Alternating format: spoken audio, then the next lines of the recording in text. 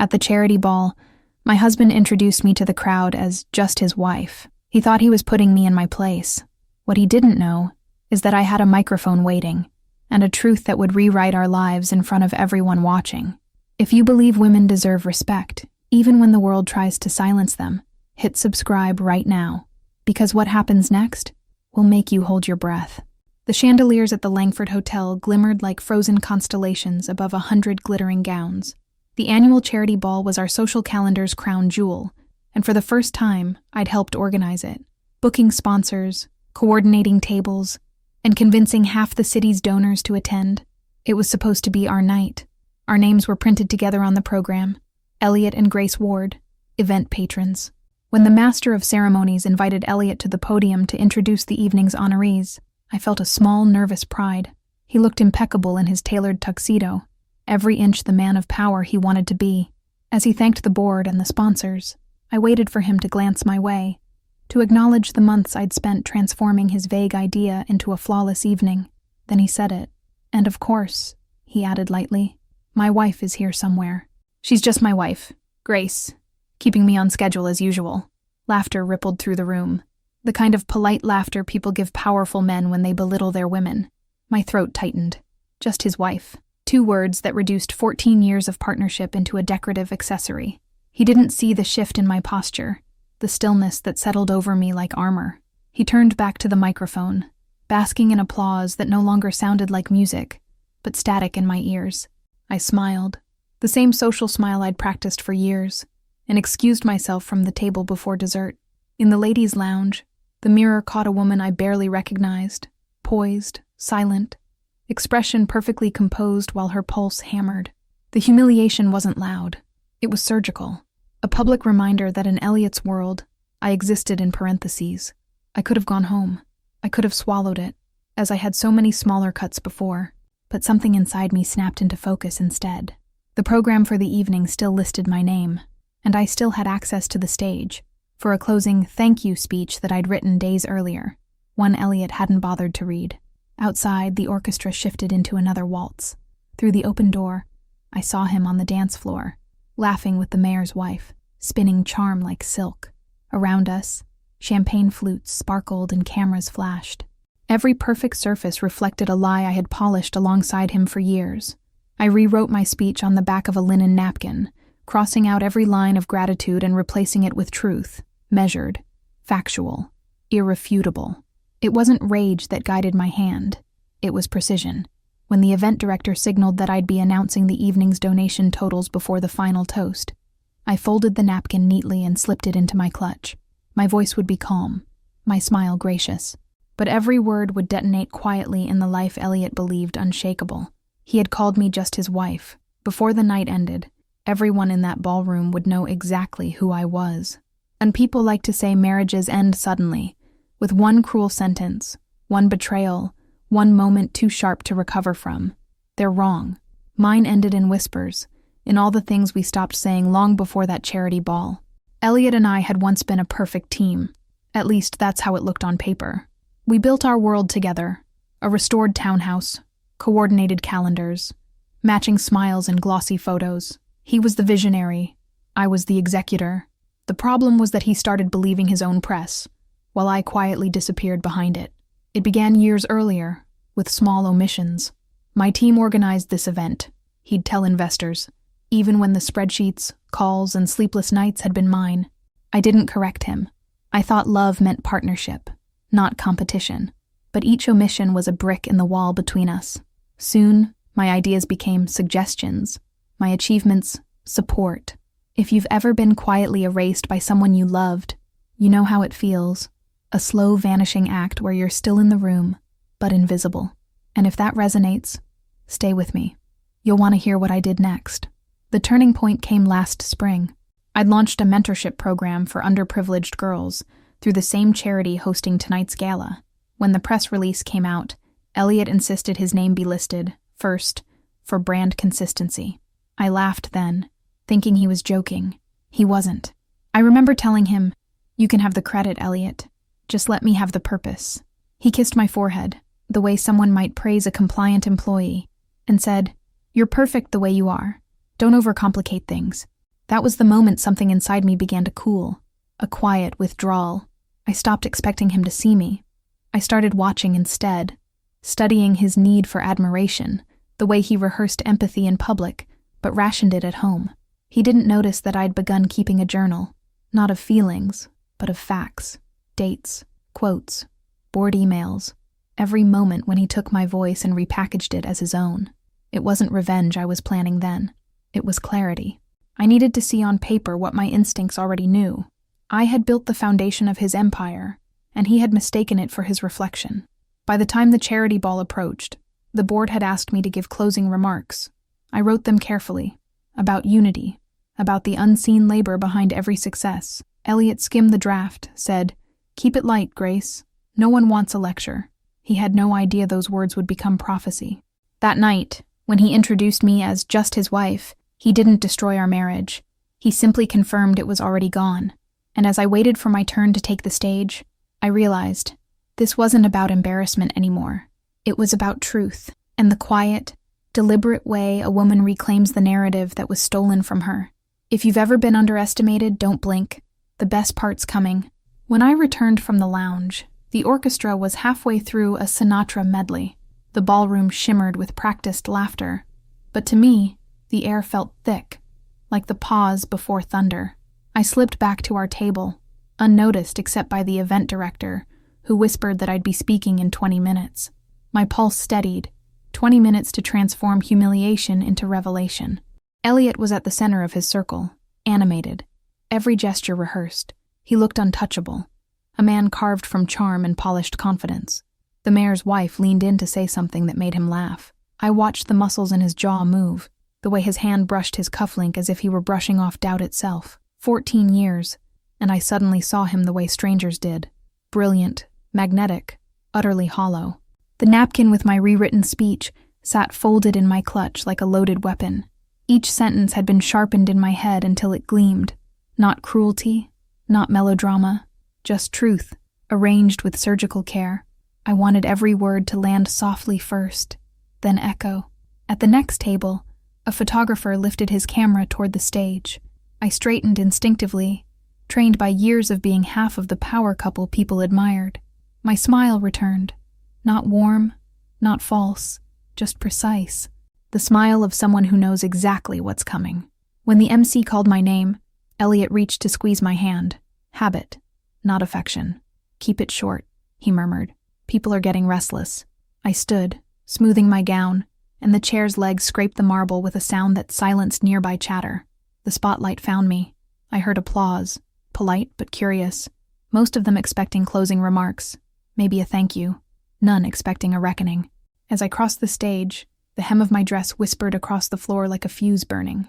The microphone felt cool between my fingers. I glanced at the front row, donors, officials, journalists, then at Elliot, half smiling, certain of control. "Good evening," I began. My voice carried easily. "Tonight, we celebrate generosity, the kind that changes lives quietly, without needing applause." A few nods from the crowd, encouraging. "I'd like to thank the volunteers who worked behind the scenes, the people whose names you might not remember tomorrow, but whose effort built this entire evening." Another pause. I saw Elliot tilt his head, faint irritation flickering. He sensed deviation from the script. "And," I continued, "I'd like to acknowledge my husband who introduced me earlier. He called me just his wife." A ripple moved through the audience. Soft gasps, shifting chairs. I smiled again, steady. He was right about one thing. I am his wife. But before that, I was the strategist behind the programs you're funding tonight, the author of the campaigns that made this charity profitable, and the woman who believed in partnership even when credit became currency. Elliot froze. Cameras clicked. "I share this not for sympathy, but perspective," I said. "Because every organization and every marriage thrives or collapses on respect. And sometimes, silence does more damage than malice." Applause started hesitant, then grew. I let it swell only briefly before stepping back. "Thank you for your time, and for listening." As I descended the stairs, the music didn't start again. The room stayed hushed, rearranging its loyalties. Elliot's smile had vanished. "If you've ever wished you'd said what needed to be said when the world was watching, stay close." You'll want to hear what he did next, because the night wasn't over yet.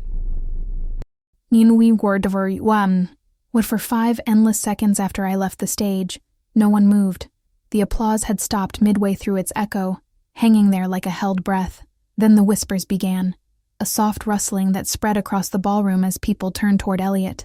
He was still sitting at our table, posture rigid, his hand frozen halfway to his glass.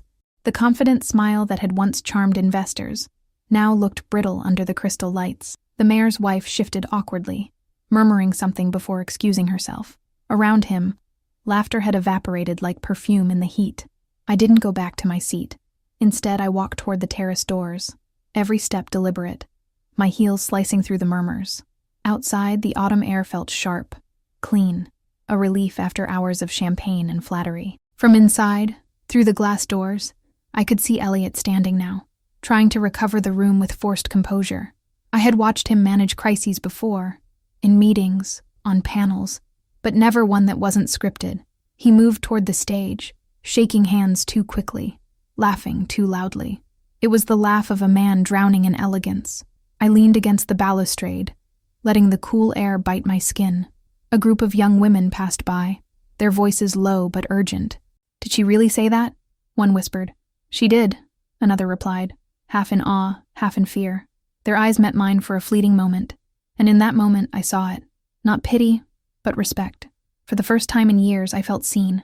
Inside, the music finally resumed, quieter now, less confident. Elliot emerged through the glass doors a minute later, his tuxedo immaculate, his mask cracked. He looked around before spotting me. "Grace?" he said, voice low.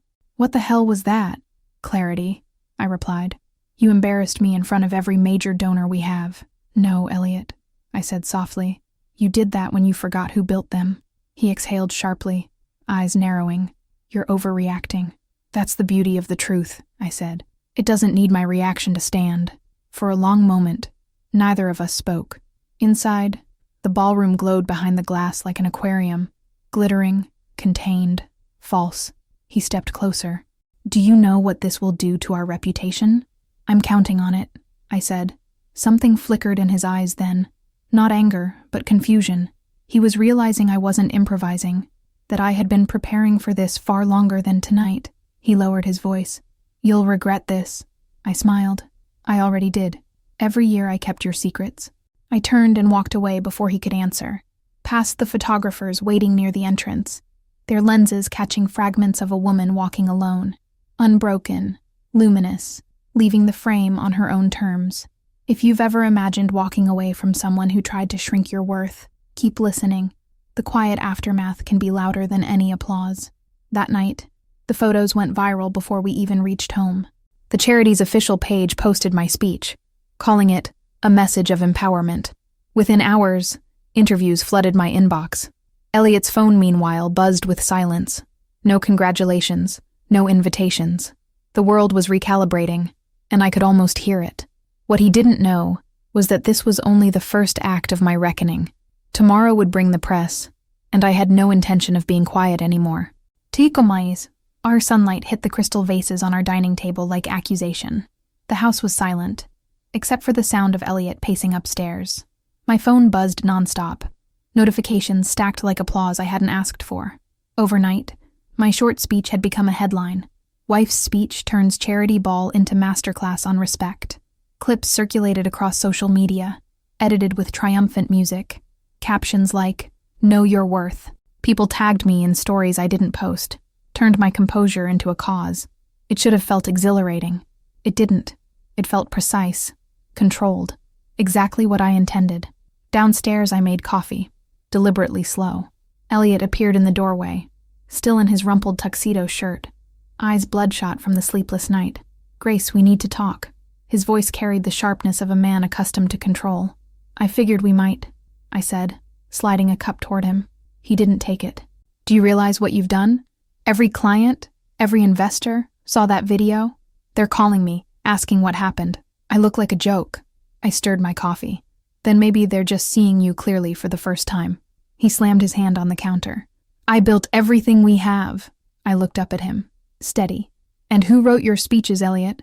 Who managed the donors, balanced the accounts? Covered your mistakes when you were too proud to admit them. You built the image. I built the structure. He turned away, shoulders tight, muttering something about damage control. I watched him scroll through his phone, the desperate movements of a man trying to rewrite a narrative already out of his hands. Grace, he said finally, we can fix this. If you issue a statement saying you were emotional. Emotional? I repeated. You mean honest? You humiliated me. No, I said quietly. I reminded them I exist. He stared at me as if seeing a stranger. You don't understand the world I operate in. Then it's time the world met mine. I walked into my office and opened my laptop. Requests for interviews had doubled in the past hour. Morning shows, podcasts, online magazines. They all wanted to hear the story behind the speech. I replied to exactly one. A publication run by women I respected, the kind that valued substance over scandal. The subject line of my email read simply, Reclaiming Voice. Before sending it, I hesitated, not out of fear, but because I knew this wasn't just about me anymore. It was about anyone who had ever been minimized in public, forced to smile through dismissal. And if you've ever done that, you know how heavy silence can become. Elliot stormed out around noon, leaving a trail of half-finished sentences and the faint echo of his perfume. I sat in the quiet afterward, the kind that feels less like emptiness and more like oxygen. When my interview request was confirmed an hour later, I forwarded it to the charity's press office. No explanations, no apologies, just a line. Transparency builds trust. That night, I stood at the window as city lights flickered below. Somewhere downtown, Elliot was probably dining with lawyers or PR strategists, trying to cage the story, but he'd forgotten something fundamental. Once a truth finds its voice, it doesn't go back to being quiet. Tomorrow I would speak again, this time not as someone's wife, but as someone with a name worth remembering. If you've ever waited for the moment you finally get to tell your side, don't move. That moment is about to arrive. The studio was all soft lights and glass reflections. Makeup artists dabbed at my face. Producers spoke in quiet headsets. I had done media work before, smiling beside Elliot as he talked about our shared vision, but never like this. This time the seat beside me was empty, and the story was mine. The journalist, Maya Linton, was younger than I expected, early 30s maybe, with eyes that looked both curious and kind. You don't have to answer anything that feels invasive, she said as we adjusted microphones. We just want authenticity. Authenticity, a word that had once felt fragile now felt like armor. When the red light blinked on, she asked, Grace, when you stepped on that stage, did you know your words would go viral? I smiled carefully. No, I only knew they were overdue. She nodded. People are calling it the most poised public stand against erasure they've seen in years. What were you thinking in that moment? I was thinking, I said slowly, that silence is often mistaken for acceptance, and I'd been silent long enough. Maya let the pause hang, then said softly, Some say you humiliated your husband. I told the truth, I replied. If that humiliates someone, perhaps they built on weak ground. Behind the camera, a producer lifted his eyes, as if realizing this wasn't just another human interest segment. It was a shift. Maya leaned forward. What would you say to women watching who recognize themselves in your story? The question settled deep. I chose each word like it carried glass edges. I'd say, you don't need permission to exist fully. You can be gracious and still draw blood if necessary, and the calmest voice in the room often wins. For a heartbeat, the studio was utterly still. Then Maya whispered, That's going to live online forever. If those words hit somewhere you can't quite name, take a breath, because this story only sharpens from here. After the cameras stopped, Maya reached over and squeezed my hand. That was extraordinary, she said. You didn't sound angry. You sounded free. Anger's exhausting, I told her. Freedom's lighter. An hour later, my phone started vibrating again. Messages from strangers, from old colleagues, from women I hadn't heard from since college. One wrote, You said what I wish I could have. Another simply, Thank you. By evening, the interview had reached 1 million views. Headlines multiplied. Grace Ward speaks truth to power. Just his wife? Not anymore. Elliot called twice. I didn't answer. Instead, I met Maya for coffee near the studio. She asked if I'd considered starting a foundation of my own, maybe using the momentum to support other women navigating public invisibility. The idea settled like a seed. I didn't respond immediately, just watched steam rise from my cup and thought about how many times I'd poured my energy into someone else's legacy. Outside, Dusk wrapped the city in amber haze. Billboards lit. Screens flickered. For the first time, the glow didn't feel artificial. It felt earned. When I got home, the house was dark. Elliot hadn't returned. His suit jacket was gone, a drawer half empty. The absence didn't sting. It clarified. I sat at my desk, opened a new document and titled it Ward Initiative. No subtitle yet, no mission statement, just intention. The kind that grows quietly until it can't be ignored. Before bed, I scrolled through a few final messages. One comment stopped me. Her calm is the revenge. I smiled. They understood. If you've ever built something new from the ruins of being dismissed, stay close. The next chapter proves how power reshapes itself when you decide to lead it. The next morning smelled like rain and beginnings. I woke to the sound of my own alarm. No longer time to Elliot's meetings or his mood, and brewed coffee strong enough to taste like resolve. On my desk, the document from last night glowed on the screen. Ward Initiative. The name still carried his surname, but I intended to redefine it, to make it mean something built, not borrowed. Emails from the network waited in my inbox. Invitations, partnerships, requests for comment. I ignored most of them. Noise wasn't my goal. Purpose was. I spent the morning outlining what the initiative could be. Mentorship programs, grants for women stepping out of invisible roles, legal guidance for those silenced by NDAs and reputation politics. The more I typed, the steadier my breathing became. I had spent years being Elliot's support system. Now, I was designing my own. Around noon, a knock startled me. Carmen, my younger sister, stood at the door, umbrella dripping. We hadn't seen much of each other lately. Elliot had preferred family time to mean his side only. She pulled me into a hug before I could speak. Grace, she said, the video, I can't stop watching it. You looked so calm. I was calm, I said. Finally. She sat at the counter, eyes wide. Do you think he'll come back? I poured her tea. I think he already left. We laughed quietly, a sound that felt like exhaling years of tension. Carmen reached for my hand. You were always the steady one.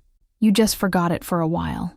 Her words stayed with me after she left, echoing like a quiet drumbeat. And if you've ever needed someone to remind you who you were before you got small, maybe this is yours. By afternoon, the rain had stopped, leaving streaks of silver light on the windows. I opened the charity's financials on my computer, files I still had access to as a board member. Line after line confirmed what I already suspected. Elliot had been using event funds to cushion his personal investments. Reputation maintenance, he called it in one memo. Fraud, by any honest name. My fingers hovered over the keyboard. Reporting him would be simple. One email to the board, one copy to the press. But I wasn't after scandal. I was after clarity. I documented everything, quietly and precisely. Then I called Patricia, an attorney I trusted from years ago, and explained what I'd found. She listened without interruption. When I finished, she said, If you expose this, Grace, it won't just end his career. It will end the myth he built. Are you ready for that? I didn't start this fire, I said. I'm just refusing to suffocate in the smoke. That night, she drafted the statement for the board while I prepared a speech for the press conference scheduled for Monday. The words flowed easily. No venom, just verification. I didn't need rage. I had facts. When I closed my laptop, the city lights blinked through the rain-washed glass. Somewhere out there, Elliot was probably crafting a counter-narrative, calling allies, bargaining with silence. He still didn't understand that silence no longer served him. I poured a glass of wine and stood at the window. My reflection looked unfamiliar, sharper, steadier, almost luminous. The version of me who once begged to be acknowledged was gone. If you followed this far, you already know. Power doesn't arrive loudly. It unfolds, one calm decision at a time. The Ward Initiative would launch in 48 hours, but in truth, it had begun the night I smiled on that stage. The foundation wasn't just for others like me. It was built from everything I refused to lose again. My name, my voice, and the ability to stand in any room and never apologize for taking up space. As the hotel ballroom looked eerily familiar, as if time had folded back on itself, the same brand of chandeliers, the same floral arrangements. But this time, I wasn't standing in anyone's shadow. My name alone filled the press banner behind the podium. The Ward Initiative, launch announcement. Camera flashes pulsed like static. Microphones waited, small black mouths ready to devour every word. Patricia stood off to the side, calm as ever, her tablet in hand. "You know," she murmured, "this is going to hit harder than that first speech." "I'm not aiming for harder," I said. "I'm aiming for true." The room buzzed as journalists filed in. Some were here for the headline, the wife who spoke out. Others, I hoped, came to listen. I adjusted the mic and let the quiet stretch until every shuffle of paper and cough faded into focus. "Good morning," I began. "You've probably heard my name recently, usually attached to the word viral, but today isn't about a moment. It's about a movement." Cameras clicked. A few people leaned forward. "Last month, at a charity gala, I found my voice in public for the first time. What you didn't see was the years of quiet work behind that night, the planning, the campaigns, the hours poured into causes bigger than any one person's ego. The Ward Initiative will continue that work, but this time without apologies or erasure." A ripple of murmurs spread. I saw faces soften, women from the press, assistants in the back, even a few men who looked uneasy but intrigued. This foundation will provide legal, financial, and emotional support to women whose labor has been claimed or silenced by others, because behind every celebrated man, there's too often a woman whose work vanished into his biography. Someone in the front row raised a hand. "Mrs. Ward, does this mean you and your husband are separating?" I smiled politely. "It means that partnership only works when both names carry equal weight." Laughter rippled, light, but on my terms this time. And if you've ever wished you could rewrite a moment where someone took your credit, imagine standing here now. Stay with me. It gets better. I continued, outlining the mentorship programs, the grant structure, the transparency standards. Each detail was deliberate, unglamorous, practical, proof that this wasn't about revenge. It was infrastructure, built from self-respect. When I finished, the applause came not as a roar, but as a wave, steady, sustained, real. Patricia met my eyes from the side of the room and nodded once, approving. After the conference, reporters clustered around, firing questions. "How does it feel to go from anonymous to icon overnight?" one asked. I hesitated, then answered, "It feels like breathing normally after years of holding it in." By afternoon, news feeds filled with clips of my speech, from "just his wife" to "founder." Grace Ward redefines the name she shared. The narrative had shifted completely, and for the first time, I didn't feel the need to chase it. It was following me.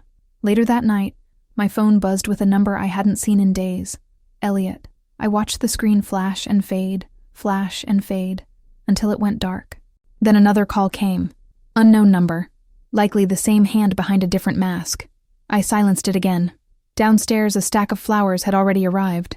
Gifts from sponsors, strangers, even women who'd once dismissed me. The air smelled of lilies and second chances. I opened the balcony door and stepped into the cold. The city hummed beneath me, alive and bright. Somewhere in the distance, the same networks that once aired Elliot's speeches were now quoting mine. I didn't need to shout or gloat. I'd already spoken, and the world had listened. If you've ever dreamed of reclaiming your story and setting it on fire just to light your way forward, don't blink. The reckoning's next. The 3 days after the press conference, the first headline hit. Elliot Ward breaks his silence. I saw it while pouring my morning coffee, the rich smell twisting suddenly bitter. The article opened with his photograph. Perfect lighting, tailored suit, expression of weary dignity. "I've made mistakes," the quote beneath read, "but I've also been misunderstood." I knew that tone. Contrition calculated for sympathy. I clicked play on the attached interview. There he was, sitting opposite a friendly anchor, voice smooth as always. "I want to clarify," he said, "that my wife's recent statements don't reflect the full picture. Marriage is complicated. Grace has always been emotional." That single word, emotional, was a scalpel, not meant to cut, but to reopen the wound publicly. I felt the old anger stir, then settle. I wouldn't let him drag me back into a script I'd already outgrown. Within an hour, Patricia called. "He's playing optics," she said. "Damage control 101. We expected this." "I know," I replied. "Let him talk. The truth has longer legs than PR." Still, the next 48 hours became a fog of headlines. Grace Ward's husband fights back. Charity power couple implodes. News panels debated whether I had gone too far. Each segment showed my speech, my calm expression replayed until it became shorthand for defiance. That evening, I received an email from one of the foundation's donors. "Do you plan to address your husband's accusations?" I typed slowly. The work speaks louder than either of us. But behind my poise, another plan was forming. Not retaliation, documentation. I remembered the files I'd copied from the charity's shared drive, financial discrepancies, invoices linked to Elliot's private ventures, facts, not emotion. The next morning, Patricia and I met in her office. The windows overlooked the river, gray and cold. "If we release these," she warned, "there's no going back. He'll lose everything." "Then maybe," I said, "he'll finally understand what it means to start over." We drafted a statement to the charity board, detailing every misuse of funds, every conflict of interest. The evidence was irrefutable. Numbers don't blush under interrogation. When the report went public 2 days later, the media pivoted like a tide. Elliot Ward accused of misusing charity funds. From power couple to investigation. Television panels that had questioned my composure now dissected his credibility. The same hosts who'd called me dramatic were suddenly calling me strategic. I didn't celebrate. I went running instead. Through cold morning air, lungs burning, body alive with something like relief. Each footfall felt like punctuation in a sentence I had waited years to finish. That afternoon, I found an envelope slipped under my office door. No address, no signature. Inside was a single photograph. Elliot standing outside our old townhouse, looking up at the dark windows. On the back, in his handwriting, "We can fix this." I turned the photo over again and again until the paper softened at the edges. Then I placed it in a drawer and closed it gently. Some stories don't need sequels. If you've ever been tempted to answer when the past knocks, remember this. Silence is also a sentence, and sometimes it's the one that sets you free. By evening, calls came from networks, foundations, even government offices offering support. The Ward Initiative's donations tripled overnight. The narrative was no longer about scandal. It was about evolution. Elliot's reputation, polished for years, began to fracture under the weight of his own pretense. Every denial he offered only amplified the receipts I'd already provided. And me? I slept for the first time in months, without dreaming of applause or judgment, only stillness. Tomorrow, the board would vote to remove him permanently. Tomorrow, my name would stand alone on every document he once signed. If you're still listening, you'll want to hear what happens when power finally returns to the person who earned it. The vote is coming, and so is the reckoning. The boardroom was colder than I remembered. A minimalist cube of glass and polished oak that smelled faintly of disinfectant and panic. Every face around the table carried that wary neutrality corporate people wear when loyalty becomes expensive. I had sat in these meetings countless times beside Elliot, nodding at his charm, pretending the room didn't tilt toward him like iron to a magnet. Now, his chair sat empty. Patricia stood behind me as legal counsel, her expression composed, almost serene. "They'll vote by simple majority," she whispered. "You don't need to argue. Just let the evidence speak." The chairwoman cleared her throat. "This emergency session of the Langford Charity Board is now in order. The agenda: allegations of misappropriation of funds by Mr. Elliot Ward." I could feel the cameras humming behind the frosted glass. The meeting was technically closed, but everyone knew leaks were inevitable. Half the city was waiting for this outcome. Elliot entered then, late as always, the door closing like punctuation behind him. He looked thinner, his arrogance wrapped now in exhaustion. "Grace," he said quietly, taking his seat across from me. "We could have handled this privately." I didn't reply. Patricia slid the folder of documents onto the table, its weight landing like judgment. She began the presentation: dates, transfers, fake invoices. Each slide illuminated another layer of deceit. Elliot tried to interject, but his words drowned under the math. Numbers, I've learned, are merciless narrators. When Patricia finished, the silence felt dense, as if even oxygen had chosen a side. Elliot finally spoke, his voice low. "Everything I did was to protect the charity's reputation. Sometimes you have to move funds quickly to maintain appearances." The chairwoman's pen stopped moving. "You mean to say deception was a public service?" A few members shifted, embarrassed to be caught still sympathetic. He turned toward me. "Grace, tell them. You know how politics works. We've both done what's necessary." I met his gaze steadily. "You used the cause to fund your image. That's not politics. That's theft." His eyes darkened, the veneer cracking. You think they'll keep you after this? You think donors want the drama that follows you? I think, I said softly, that people are finally ready to invest in integrity. The vote was almost anticlimactic. One by one, hands rose. Removal of Elliot Ward as director and public representative, effective immediately. 11-2. The chairwoman announced the decision, voice even, but her relief audible. Motion carried. Elliot sat motionless, a man realizing that reputation, once currency, had become ash.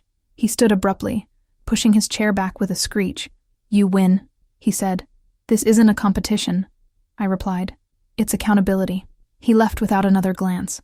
The door closed, and for the first time the room exhaled. Applause didn't follow. Respect did, quieter and heavier.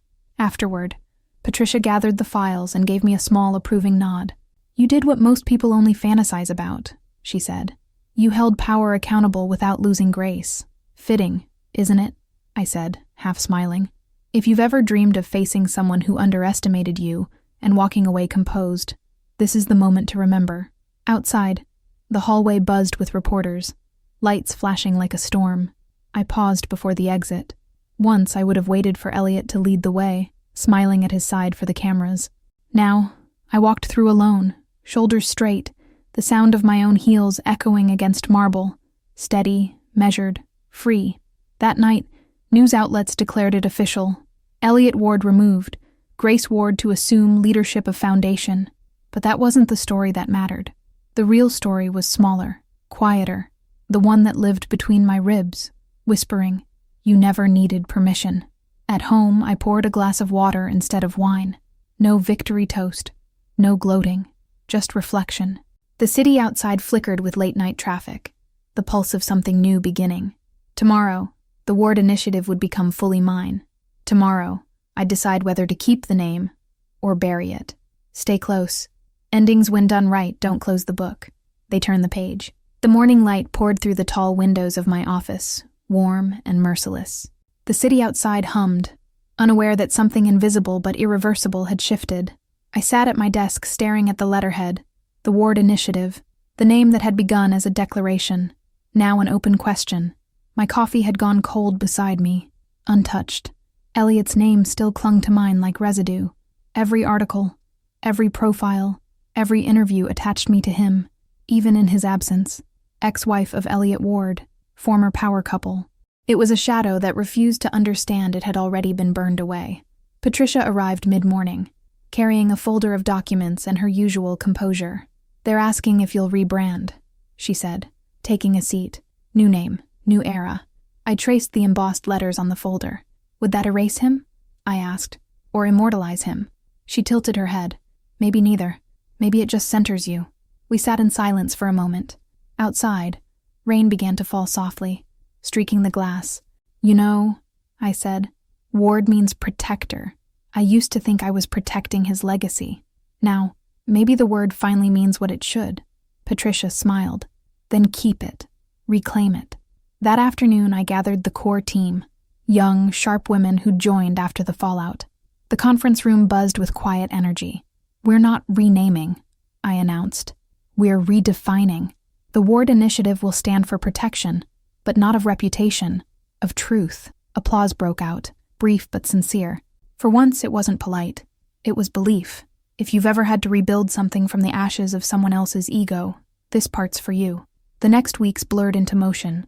Interviews, panels, strategy meetings. I spoke not about betrayal, but about rebuilding structures where women's work was credited, recorded, paid.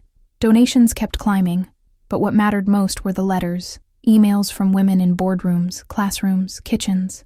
You reminded me I'm not invisible, one wrote. I walked into my own meeting differently today. Every message felt like a heartbeat added to the Foundation's pulse. Then, one evening, I received an unexpected invitation. The same charity that had hosted that infamous gala wanted me to return as keynote speaker. We believe the community deserves to hear how far you've come, the message read. The symmetry made me laugh quietly. The stage that had once humiliated me was now an open door. I accepted. 2 weeks later, I stood backstage at the Langford Hotel again. Same chandeliers, same orchestra tuning softly, but everything else was different. The name on the program read simply, Keynote Address, Grace Ward, founder of the Ward Initiative. When the MC called my name, I walked toward the stage without hesitation. No napkin speech this time, no hidden weapon, just the truth, steady and clear. 2 years ago, I began. I stood in this room and learned that silence has a cost. Tonight I stand here to tell you that dignity pays better dividends. Laughter, gentle and approving, rippled through the room. I smiled. We build stronger foundations when we credit the hands that built them. Every story, every contribution, every unseen effort deserves acknowledgement. As I spoke, I saw faces lift. Some I recognized, many I didn't. Even the chandeliers seemed less imposing, their light warmer somehow. When I finished, the applause was loud, but I didn't need it. What I felt instead was equilibrium. Later, as I stepped off the stage, a young volunteer stopped me. "Ms. Ward," she said shyly, "your speech. It made me want to start something too." "Then do," I told her, "and name it after yourself from the start. If you're still with me, you know this truth by now. The real revenge isn't destruction. It's ownership. One chapter left, and it's the one where freedom finally feels like peace." And the night after the gala felt different from every other night that had come before it. I drove home with the windows down, cool air flooding in, carrying the faint hum of applause that still echoed in my ears. The city shimmered, glass towers and slow-moving headlights reflected across the river like fragments of memory rearranged into something new. For the first time in years, I wasn't rushing home to report, to reassure, or to be measured against someone else's expectations. I was driving toward my own life, and it fit me perfectly. Inside, the house was quiet. No ghosts lingered, no echoes of Elliot's voice, or the old silences that had once filled every room. I poured tea instead of wine and stood by the window, watching rain streak across the glass. Each drop felt like punctuation, a sentence ending, another beginning. The Ward Initiative was thriving. We'd already funded legal aid for 5 women, launched mentorship programs in 3 cities, and built partnerships with universities that wanted to teach transparency and leadership. I had built something solid, not out of revenge but reclamation. The same newspapers that once printed my humiliation now ran headlines about progress, from scandal to systemic change. Grace Ward turns pain into blueprint. People asked if it felt vindicating, but the truth was simpler. It felt steady. I didn't need vindication anymore. I needed quiet mornings, work that mattered, and people around me who saw my full dimension. That evening, Carmen came over with takeout and her usual brightness. She looked around and laughed. "You've redecorated everything," she said. "Even the energy feels different." I smiled. I finally realized the walls weren't haunted. I just wasn't living. We ate sitting on the floor, chopsticks clicking against the boxes, rain still falling outside. She told me she'd applied for a job at the initiative. I said yes before she even finished asking. Family, I'd learned, wasn't about obligation. It was about recognition. And if you followed this story from the beginning, take this with you. Freedom rarely arrives as fireworks. It comes softly, in small decisions that say I choose me this time.